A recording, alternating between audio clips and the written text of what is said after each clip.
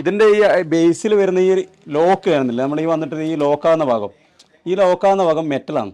സാധാരണ വരുന്ന മറ്റുള്ള കമ്പനികൾ, അത് ബ്രാൻഡ് ഞാൻ പറയുന്നില്ല, ലീഡിങ് ബ്രാൻഡായിട്ടുള്ള മറ്റുള്ള മിക്കവാറും എല്ലാ കമ്പനിയുടേതും അത് വരുന്നത് അലൂമിനിയാണ്. അപ്പോൾ അലൂമിനിയം ആവുന്ന സമയത്തേക്ക് അത് നമ്മളിങ്ങനെ സ്ലൈഡ് ചെയ്ത് ആ കോമ്പൗണ്ട് കുറച്ച് വർക്ക് ചെയ്തുകൊണ്ട് നിൽക്കുമ്പോൾ ആ സ്റ്റെപ്പിൽ നിന്ന് പോകും.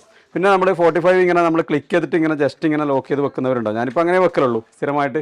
ഈ ലോക്കിലേക്ക് ഇവിടെ വന്നു കഴിഞ്ഞാൽ പിന്നെ ഈ മൂവ്മെൻറ്റ് ഉണ്ടാവില്ല.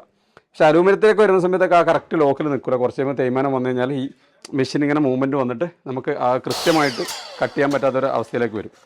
അപ്പോൾ അതുകൊണ്ടാണ് ഞാൻ മെയിനായിട്ട് ഇത് വാങ്ങുന്നത്. ഈ ബ്രാൻഡ് തന്നെ വാങ്ങണമെന്നില്ല. നിങ്ങൾ വാങ്ങുന്ന സമയത്തേക്ക് മെയിൻ ശ്രദ്ധിക്കേണ്ടത് ഇതിൻ്റെ ബേസും ഈ ലോക്കും വരുന്നത് മെറ്റലാണോ എന്നുള്ളത് നോക്കുന്നത് നന്നായിരിക്കും. പിന്നെ അതുപോലെ തന്നെ ഇതിൻ്റെ ഞാൻ ബ്ലേഡ് ഉപയോഗിച്ചുള്ളത് മാക്കിറ്റയുടെ ബ്ലേഡ് ഉപയോഗിച്ചുള്ളത്.